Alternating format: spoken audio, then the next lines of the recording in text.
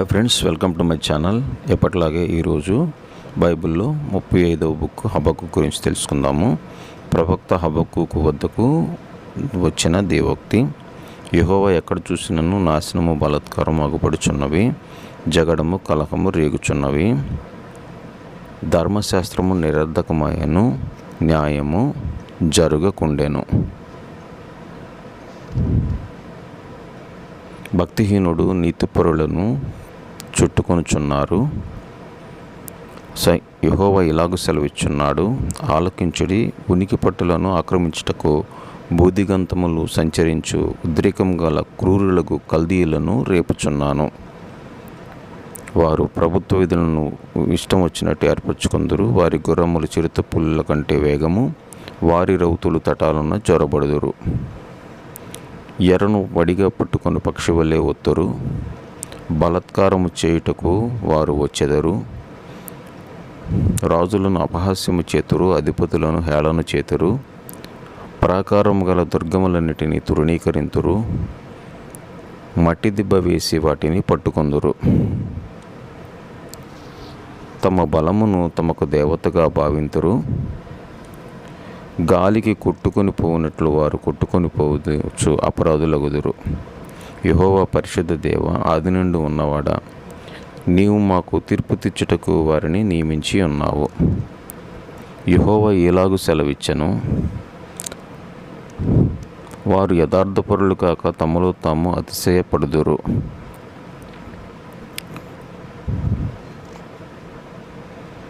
నీతిమంతుడు విశ్వాసము మూలముగా బ్రతుకును. ద్రాక్షరసము మోసకరము,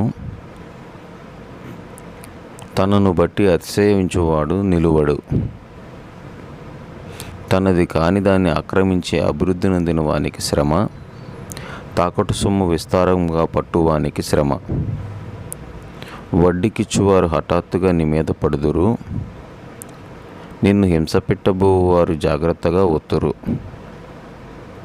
నీవు వారికి దోపుడు సొమ్ముగా ఉందువు. బహుజనముల ఆస్తి నీవు కొల్లపెట్టి ఉన్నావు గనుక శేషించిన జనులు నిన్ను కొల్లపెట్టుదురు.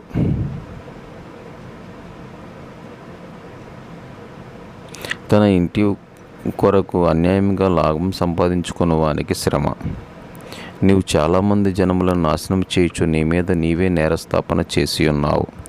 నరహత్య చేయుటి చేత పట్టణము కట్టించు వారికి శ్రమ. దుష్టత్వం జరిగించుటి చేత కోటను స్థాపించు వారికి శ్రమ. వ్యర్థమైన దాని కొరకు కష్టపడి జనులు క్షీణించుదురు. ఇది సైన్యములకు అధిపతి యెహోవావలననే అగును కదా. ఎలయనగా సముద్రము జలములతో నిండి ఉన్నట్లు భూమి యెహోవా మహత్యపు జ్ఞానముతో నిండి ఉన్నది. తమ పొరుగువారి మానము చూడవలనని ఘోర ఉగ్రతను కలిపి వారికి త్రాగనిచ్చి మత్తులుగా చేయువారికి శ్రమ. నీవును తాగి నీ మానము కనబరుచుకొందువు. యెహోవా కుడి చేతిలోని పాత్ర నీకు ఇయ్యబడును. అవమానకరమైన వమనము నీ ఘనత మీద పడును. లెబానోను నీవు చేసిన బలాత్కారం నీ మీదకి వచ్చును. మూగ బొమ్మను చేసి తాను రూపొంచిన దాని యందు నమ్మకించుట వలన ప్రయోజనమేమి? కర్రను చూచి మూగరాతిని చూచి లెమ్మని చెప్పువానికి శ్రమ. అది బంగారుతోనూ వెండితోనూ పూతపోయబడిన కానీ దానిలో శ్వాస ఎంత మాత్రమూ లేదు. యెహోవా తన పరిశుద్ధాలయములో ఉన్నాడు. ఆయన సన్నిధిని లోకమంతయు మౌనంగా ఉండునుగాక. ప్రవక్త అయిన హబక్కూకు చేసిన ప్రార్థన. యెహోవా, నిన్ను గూర్చిన వార్త విని నేను భయపడుచున్నాను. యెహోవా, సంవత్సరములు జరుగుచుండగా నీ కార్యము నూతనపరచుము. దేవుడు తేమానులో నుండి బయలుదేరుచున్నాడు. పరిశుద్ధ దేవుడు పారానులో నుండి వేంచేయుచున్నాడు. ఆయన మహిమ ఆకాశ మండలమంతా కనబడుచున్నది. భూమి ఆయన ప్రభావముతో నిండి ఉన్నది. సూర్యకాంతితో సమానమైన ప్రకాశము కనబడుచున్నది. ఆయన హస్తముల నుండి కిరణములు బయలువెళ్ళుచున్నవి. ఆయనకు ముందుగా తెగుళ్ళు నడుచుచున్నవి. ఆయన పాదముల వెంట అగ్నిమెరుపులు వచ్చుచున్నవి. ఆయన నిలబడగా భూమి కంపించును. ఆయన చూడగా జనులందరూ ఇటు అటు తొలగుదురు. ఆదికాల పర్వతములు బద్దలైపోవును. కూషీయుల డేరాలలో ఉపద్రవము కలుగగా నేను చూచి తిని. మిద్యానీయుల డేరాల తెరలు గజగజ వణికెను. యెహోవా నదుల మీద సముద్రముల మీద నీకు ఉగ్రత కలిగినందున నీ గుర్రములు కట్టుకొని రథముల మీద వచ్చుచున్నావు. నిన్ను చూచి పర్వతములు కంపించును, జలములు ప్రవాహములుగా పారును, సముద్రాగాధము ఘోషించును, తన చేతులు పైకెత్తును.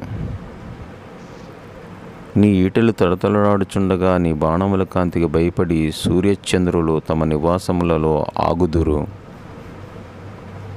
నీవు బహు రౌద్రము కలిగి భూమి మీద సంచరించుచున్నావు. మహోగ్రుడవై జనములను అణగదొక్కుచున్నావు. నీ జనులను నీవు నియమించిన అభిషిక్తుని రక్షించుటకు బయలుదేరి ఉన్నావు.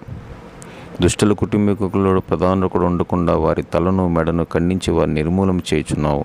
బీదలను రహస్యంగా మింగవలనని నన్ను పొడిమి చేయుటకు తుఫాను వలె వచ్చి యోధుల తలలలో రాజు ఈటలను నాటుచున్నావు. అంజూరపు చెట్లు పూయకున్నను, ద్రాక్ష చెట్లు ఫలింపకున్నను, ఒలివ చెట్లు కాపు లేకున్నను, చేనిలోని పైరు పంటకు రాకున్నను, గొర్రెలు దొడ్డిలో లేకున్నను, సాలలో పశువులు లేకున్నను, నేను యెహోవాయందు ఆనందించెదను. నా రక్షణకర్తయగు నా దేవుని యందు సంతోషించెదను. ప్రభువుకి యెహోవాయే నాకు బలము. ఆయన నా కాళ్ళను లేడి కాళ్ళ వలె చేయును. ఉన్నత స్థలముల మీద ఆయన నన్ను నడువజేయును.